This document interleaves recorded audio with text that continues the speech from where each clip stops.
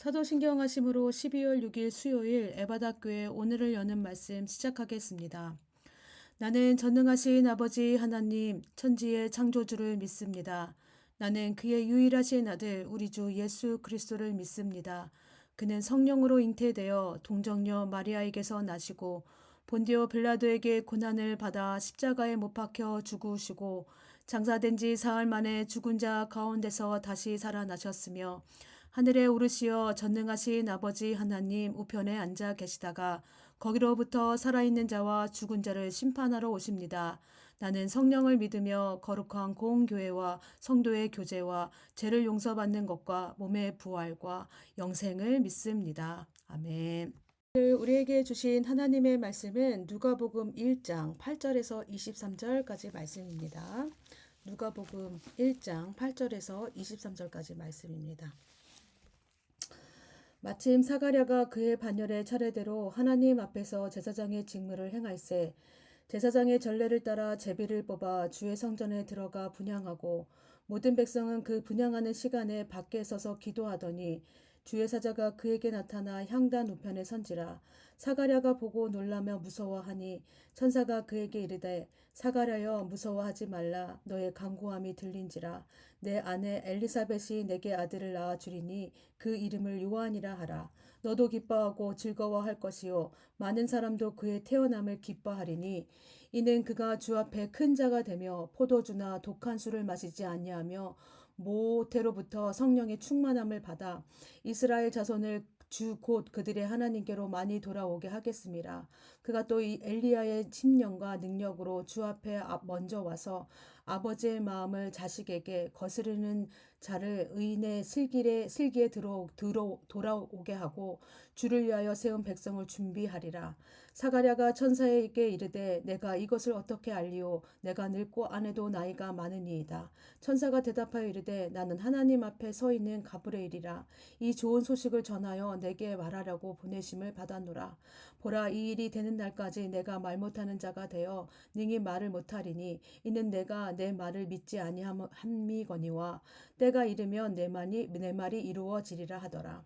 백성들이 사가랴를 기다리며 그가 성전 안에서 지체함을 이상히 여기더라. 그가 나와서 그들에게 말을 못하니 백성들이 그가 성전 안에서 환상을 본 줄 알았더라. 그가 몸짓으로 뜻을 표시하며 그냥 말 못하는 대로 있더니 그 직무의 날이 다 되매 집으로 돌아가니라. 아멘. 예, 오늘 본문에서는 성경에서 드물게 하나님께서 받은 사가랴와 엘리사벳 부부가 나옵니다. 이 두 사람은 하나님 앞에서 의인으로 주의 모든 계명과 규례대로 흠없이 행하였다고 합니다. 사가랴는 아비야 반열에 속한 제사장이었고 그의 아내 엘리사벳은 아론의 자손이었습니다. 사가랴와 엘리사벳은 이렇게 모든 사람들에게 존경받는 그리고 매우 모범적인 그런 가정이었습니다. 그런데 이 가정에 한 가지 고통의 문제가 있습니다. 그것이 뭐냐면 자식이 없는 것입니다. 이미 두 사람은 나이가 많이 먹었고 더 이상 희망을 가질 수 없는 그런 상황입니다. 그들이 분명히 믿음이 있는 의인이었지만 오랜 세월 아기를 기다리며 나이가 들자 기다림에 지치고 자신들의 현실적인 모습을 보며 아기 갖는 것을 포기하고 있습니다. 사가랴는 당시 24반열로 구성된 제사장의 반열에 속하였습니다. 사가랴는 제사장으로서 1년에 2번 성전에 가서 섬겼습니다. 9절에 보면 사가랴에게 아주 특별한 일이 일어나는데 바로 제비에 뽑혀서 성전에 들어가 분향을 하게 된 것입니다. 이 당시 제사장들이 많았기 때문에 분향을 하는 일은 제비를 뽑힌 사람만이 할 수 있었습니다. 그렇게 한번 하게 되면은 분향을 한번 하게 되면은 다시는 기회가 없었습니다. 그러니까 일생에 지금 사가랴는 한 60 정도 되었다고 해요. 60 평생 제사장으로 살면서도 성소에 들어가 하나님께 한 번도 분향하지 못했던 사가랴인데 일생에 딱 한 번 이 좋은 영광스러운 기회를 얻게 된 것입니다. 사가랴가 들뜬 마음과 기쁜 마음으로 그 성소에 들어가서 분향을 했겠지요. 근데 분향을 하면서 아주 놀랍고 특별한 일이 일어납니다. 13절에 보니까 사가랴여 무서워하지 말라 너의 간구함이 들린지라 내 아내 엘리사벳이 내게 아들을 낳아 주리니 그 이름을 요한이라 하라고 전합니다. 천사를 본 사가랴입니다. 갑자기 분향을 하는데 천사가 나타난 것입니다. 네, 천사가 나타나서 어떻게 해요? 사가랴가 놀라고 무서웠습니다. 그래서 천사는 무서워하지 말라고 하면서 뭐라고 이야기하냐면 너의 간구함을 들었다고 하면서 엘리사벳 너의 아내가 이제 아들을 낳을 것인데 그의 이름까지 가르쳐 줍니다. 요한이라고 합니다. 그뿐만이 아닙니다. 14절 17절에서는 그 아들이 어떤 사람으로 살 것인지 어떤 사람인지에 대해서도 말씀합니다. 14절 말씀 읽습니다. 14절에서 17절 말씀. 너도 기뻐하고 즐거워할 것이요 많은 사람도 그의 태어남을 기뻐하리니 이는 그가 주 앞에 큰 자가 되며 포도주나 독한 술을 마시지 아니하며 모태로부터 성령의 충만함을 받아 이스라엘 자손을 주 곧 그들의 하나님께로 많이 돌아오게 하겠습니다. 그가 또 엘리야의 심령과 능력으로 주 앞에 먼저 와서 아버지의 마음을 자식에게 거스르는 자를 의인의 슬기에 돌아오게 하고 주를 위하여 세운 백성을 준비하리라. 요한이 어떤 아들이냐면요. 첫 번째로 요약하면요. 그의 태어남은 그의 가족들과 많은 사람들에게 기쁨이 된다고 합니다. 예. 두 번째는 뭐냐면 주 앞에서 큰 자가 된다고 말씀하시는데 구별된 자로 성령 충만함을 받아서 어떻게 하냐면 이스라엘 백성, 이스라엘 자손을 하나님께로 돌아오도록 한다고 합니다. 세 번째는 엘리야의 심령과 능력으로 주가 오실 길을 예비하는 자로 세웠다고 말씀합니다. 어떤 말입니까?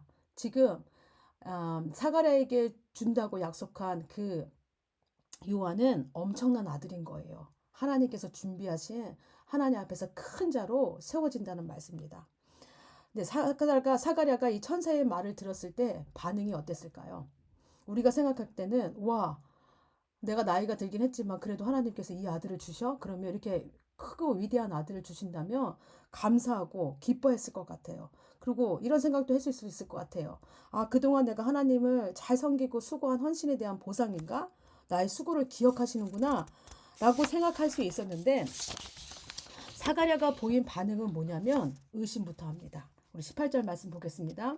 사가랴가 천사에게 이르되 내가 이것을 어떻게 알리오? 내가 늙고 아내도 나이가 많으니이다. 사가랴는 이것을 어떻게 믿냐고 지금 이야기하고 있습니다. 묻습니다. 천사에게. 사실 사가랴는 자신이 늙어가면서 자녀를 위한 기도를 더 이상 하지 않았을 것입니다. 그렇겠죠. 지금 60 정도 됐다고 하면은 지금 굉장히 늙은 거잖아요. 나이가 많은 거잖아요. 이제 그의 기도는 어디를 향해 있을까요? 아까쯤에도 13절에 보니까 너의 간구를 천사가 들었다고 했는데 그럼 사가랴가 드렸던 간구는 어떤 간구였을까요? 이거는요, 아마도 이스라엘 백성 전체가 행하는 기도, 드리는 기도였을 거예요. 말하자면 민족의 회복을 위한 기도입니다. 이 당시에 이 당시에 지금 이스라엘 백성은 어땠습니까? 어, 로마 군대를 물리치기를 원했고요. 나라가 빨리 회복되길 원했습니다. 그래서 어떻게 해요? 빨리 하나님께서 이 나라를 회복시켜 주실 것과 약속하신 메시아를 기다리고 있었습니다. 그렇다면 사가랴의 기도도 이것이었을 겁니다. 하나님, 어서 오셔서 이 나라를 로마 군대로부터 빨리 해방시켜 주시고 이 땅 가운데 진정한 자유가 있게 하여 주시옵소서. 또 하나님께서 약속하신 그 메시아, 우리를 구원하실 메시아를 보내주시옵소서라는 기도를 드렸을 것입니다. 네. 젊었을 때는 아기 달라고 그렇게 기도할 때는 들어주시지 않다가 어떻게 한 거예요? 지금 나이 먹고 늙어서 아무 기대와 소망이 없을 때 지금 아들을 주신다고 하니까 믿을 수가 없는 것입니다. 자기는 지금 기도하는 게 나라와 민족을 위하여서 다가올 메시아를 위해서 놓고 기도하는데 하나님께서는 지금 어떻게 하신다는 거예요? 천사가 아들을 주신다고 하니까 자기 현실적으로 불가능한 것입니다. 네, 그래서 불신으로 믿을 수 없는 것입니다. 자신이 현실적으로는 자기들이 아기를 가질 수 없는 몸이라는 것이죠. 엘리자벳은 어때요? 경수가 다 끊긴 상태입니다. 어떻게 아기를 준다는 것을 믿을 수 있겠냐라는 것입니다. 그래서 천사의 말을 믿을 수 없으니 증거를 보여달라고 합니다.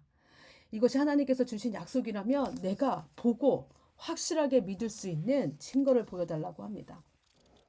스가랴가 이렇게 천사의 말을 믿지 못했던 이유가 무엇입니까? 그것은 뭐예요? 자신의 한계, 현실적인 한계에서 하나님을 바라보았기 때문입니다. 자기도 늙고 아내도 나이가 많은데 어떻게 아기를 가질 수 있을까? 경수가 다 끊긴 여인이 어떻게 아기를 가질 수 있을까? 현실적으로 불가능하다는 것입니다. 사라도요, 하나님께서 아기를 주신다고 했을 때 어떻게 반응했습니까? 창세기 18장 12절에 이렇게 이야기합니다. 사라가 속으로 웃고 이르되 내가 노쇠하였고 내 주인도 늙었으니 내게 무슨 즐거움이 있으리요. 네, 모든 사람이 보는 한계가 이것입니다. 현실의 한계입니다. 내 현실은 지금 나이가 많고 경수가 다 끊긴 상태인데 하나님이 주신다고 해도 내가 어떻게 아기를 가질 수 있어? 라고 하는 인간이 가지고 있는 한계로 믿지 못하는 것입니다.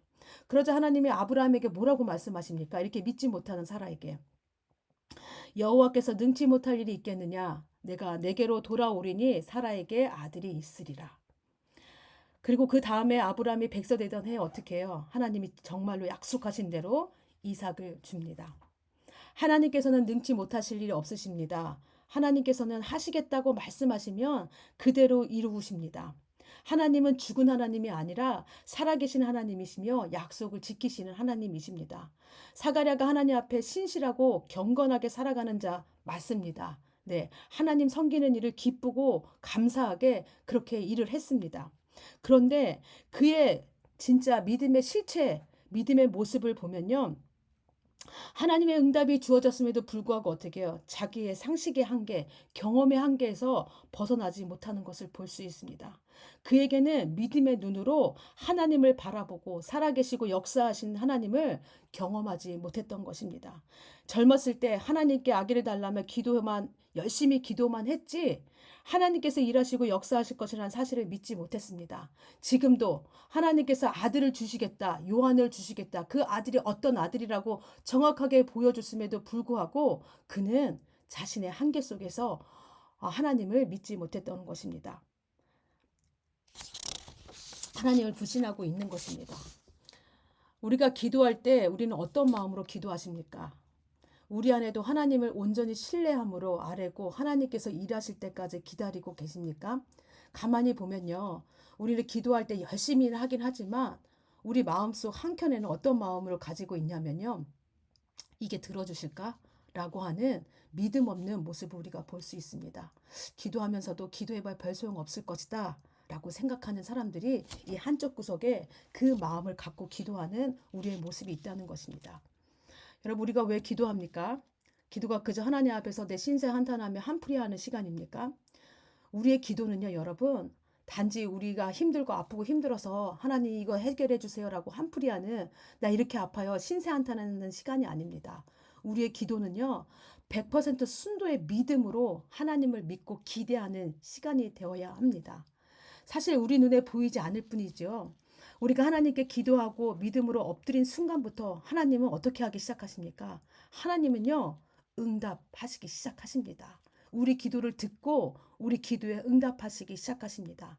다만 그것이 우리 눈에 보이는 역사로 나타날 때까지 우리는 어떻게 해야 되냐면 기다려야 한다는 것입니다. 하나님은 말씀하신 대로 약속하신 대로 모든 일을 이루시는 하나님입니다. 우리는 믿고 기도하며 기다려야 합니다. 세상 사람들은 실체가 없는 요행, 행운을 기다리지만 우리는 하나님을 기대하면서 기다려야 합니다. 그분이 주신 약속의 말씀을 붙들고 기다려야 합니다. 우리를 창조하신 하나님, 우리를 사랑하셔서 독생자 예수 그리스도를 내어주신 하나님께서 우리를 가장 선하고 좋은 길로 인도하신다는 것을 믿고 기다려야 합니다. 그래서 여러분, 우리가 기도할 때, 이제 기도할 때는 우리에게 필요한 것은 뭐냐면 100% 순도의 믿음입니다.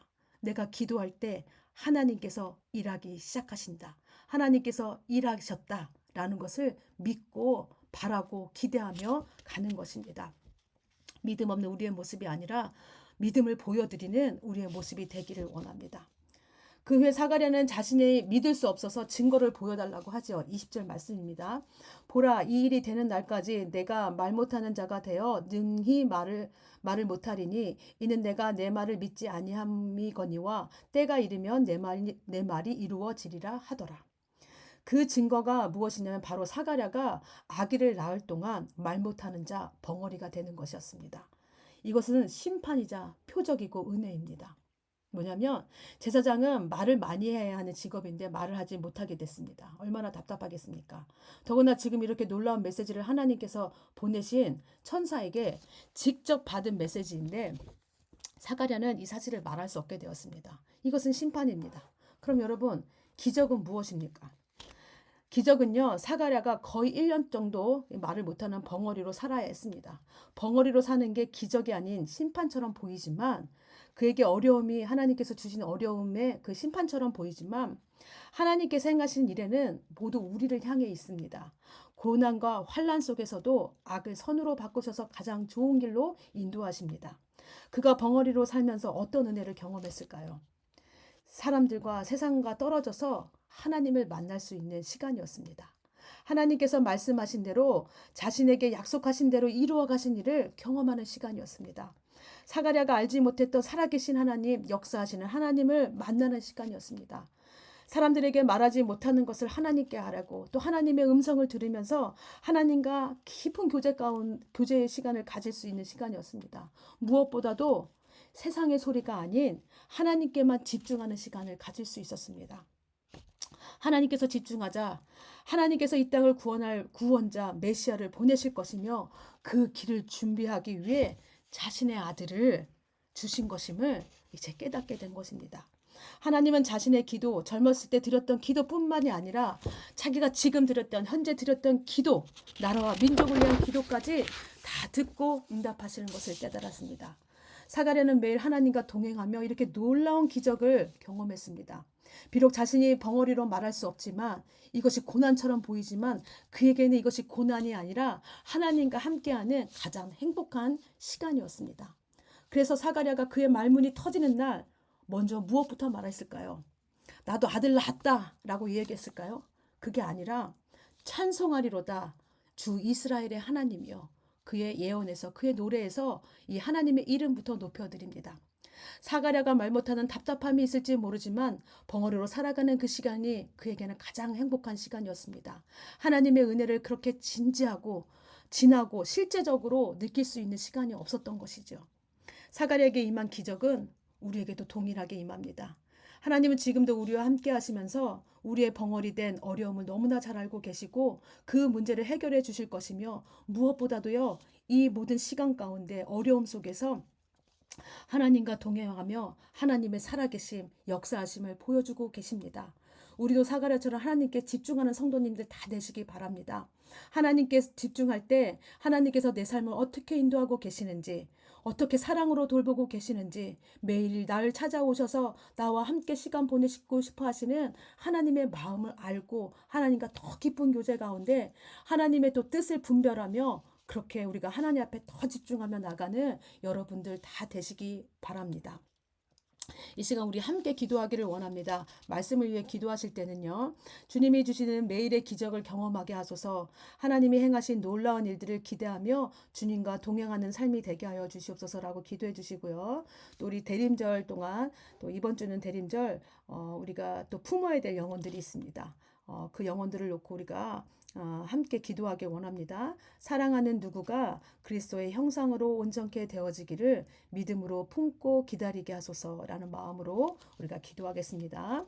또 가정을 위해 기도하실 때는요, 하나님 앞에 드리는 우리 가정의 모든 기도 제목을 100% 순도의 믿음으로 믿고 기도하게 하시고, 또 하나님께서 이루실 일들을 기도하며 기다리게 하소서라는 기도하겠습니다. 또 교회를 위해 기도하실 때는 하나님께서 우리 교회 가운데 이루실 일들을 소망함으로 기대하며 살아계시고 역사하신 하나님을 경험하는 모든 성도님들에게 다 되게 하여 주시옵소서. 그래서 주님께만 집중하는 우리 성도님들 되게 하여 주시옵소서라고 기도해 주시기 원합니다.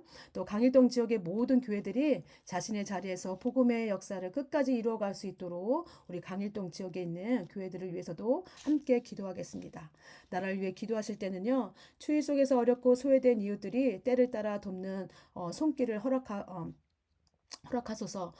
그래서 이 땅 가운데 소망으로 오신 이 대림절 기간 동안 예수 그리스도의 그 따뜻한 사랑을 느끼고 받는 그런 우리 이웃들이 되게 하여 주시옵소서라고 기도해 주시기 바랍니다.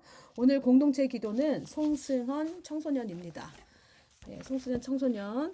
먼저 개인의 기도 제목은 건강하게 해주세요. 그다음에 가정을 위한 기도도 우리 가정 모두가 건강하게 해주세요.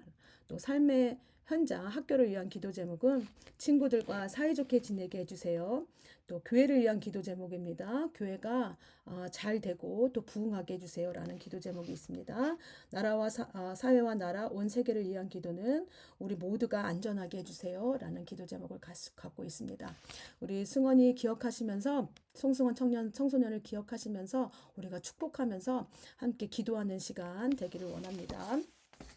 오늘 생일 맞으신 분 있습니다. 우리 김분순 집사님 오늘 생일이신데 우리 축복의 마음을 담아서 우리 김분순 집사님이 이 믿음의 삶을 끝까지 살아낼 수 있도록 기도해 주시고 또 축복하는 마음으로 오늘 우리 김분순 집사님이 오늘 하루 잘 보낼 수 있도록 행복하게 보낼 수 있도록 우리 축복하는 마음으로 기도해 주시기 바랍니다. 예, 기도하신 후에 또 우리 주기도문 하심으로 모든 순서 마치겠습니다.